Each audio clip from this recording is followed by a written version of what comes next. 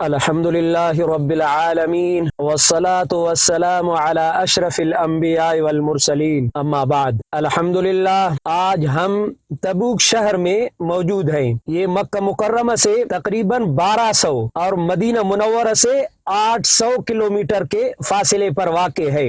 غزوہ تبوک 9 ہجری کو ہوا۔ مسجد رسول یہ وہ مقدس مسجد ہے جو اس جگہ پر تعمیر کی گئی ہے جہاں آپ صلی اللہ علیہ وسلم کا غزوہ تبوک کے قیام کے موقع پر خیمہ مبارک تھا۔ اسی خیمہ والی جگہ پر مسجد ہے۔ آپ صلی اللہ علیہ وسلم جب تبوک پہنچے تو قبلہ کی طرف مسجد رسول یعنی مسجد تبوک والی جگہ میں ایک پتھر رکھا، پھر لوگوں کو ظہر کی نماز پڑھائی۔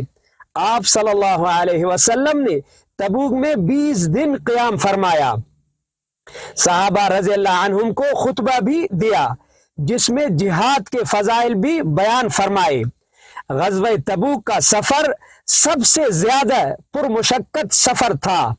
یہ آپ صلی اللہ علیہ وسلم کا آخری غزوہ تھا۔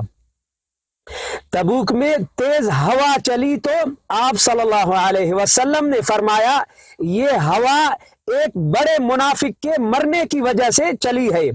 صحابہ رضی اللہ عنہم فرماتے ہیں کہ ہم مدینہ منورہ واپس آئے تو واقع ایک بڑا منافق مر چکا تھا۔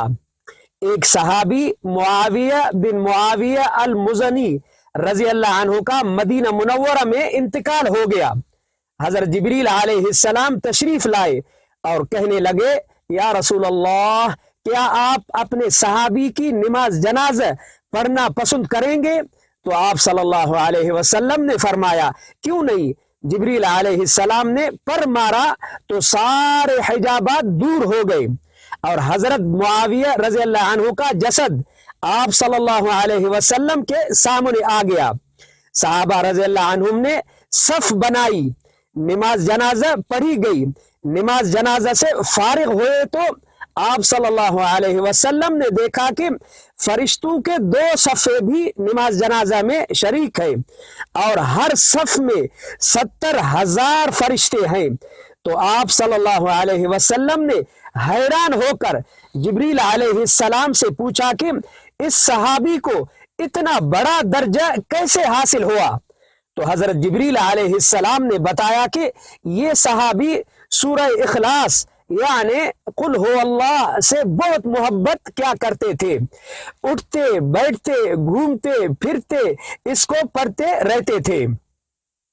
تبوک میں حضرت ذوالبجادین رضی اللہ عنہ کا انتقال ہو گیا۔ آپ صلی اللہ علیہ وسلم نے خود ان کی قبر میں اترے اور ان کو قبر میں سلایا اور دعا فرمائی اے اللہ میں اس سے خوش ہو گیا ہوں، تو بھی اس سے خوش ہو جا۔ حضرت عبداللہ بن مسعود رضی اللہ عنہ تمنا کیا کرتے تھے کہ کاش میں اس قبر میں دفن ہوتا۔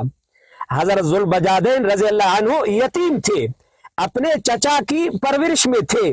چچا نے ان کو اسلام قبول کرنے کے جرم میں سب کچھ لے کر گھر سے نکال دیا، حتیٰ کہ جسم کے کپڑے بھی اتار لیے۔ حضرت ذوالبجادین رضی اللہ عنہ کے ماں نے ان کی طرف ایک چادر پھینکی تو انہوں نے اسے 2 ٹکڑے کر کے اپنے بدن پر لپیٹ لیا اور حضرت ذوالبجادین 2 چادر والا سے مشہور ہوئے۔ ان کا نام عبداللہ تھا۔ آپ صلی اللہ علیہ وسلم کے تبوک میں 20 دن قیام کے دوران کوئی مقابلہ پر نہیں آیا۔ بظاہر تو جنگ نہیں ہوئی مگر آپ صلی اللہ علیہ وسلم اور صحابہ رضی اللہ عنہم جو اتنی قربانیاں دے کر تبوک آئے تو اس سے اسلامی فتوحات میں ایک نئے باب کا اضافہ ہوا۔ دشمنوں پر رعب طاری ہوا۔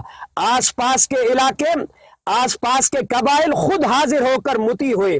شام کے علاقے جربا، ازروح، مکنا اور ملک ایلا کے حکمرانوں نے خود حاضر ہو کر صلح کی اور جزیہ دینے پر راضی ہوئے اور آپ صلی اللہ علیہ وسلم نے انہیں صلح نامہ لکھ کر دیا۔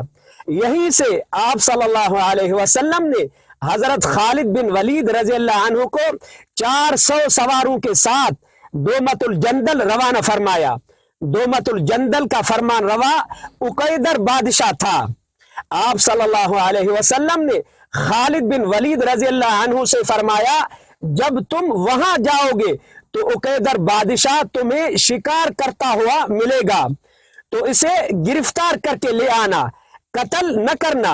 خالد بن ولید رضی اللہ عنہ نے اسی طرح عقیدر بادشاہ کو پایا اور گرفتار کیا۔ اس نے یعنی عقیدر بادشاہ نے 2000 اونٹ، 800 گھوڑے، 400 زرہے اور 400 نیزے دے کر صلح کی اور جزیہ ادا کر کے اسلامی ریاست کا تابع ہو گیا۔ آج کے میرے اس سفر میں میرے ساتھ حاجی محمود الحسن پندرانی دین پوری صاحب، حافظ فضل الرحمان پندرانی دین پوری، حافظ ضمیر احمد پندرانی دین پوری صاحب اور حاجی امداد اللہ پندرانی دین پوری صاحب ہے۔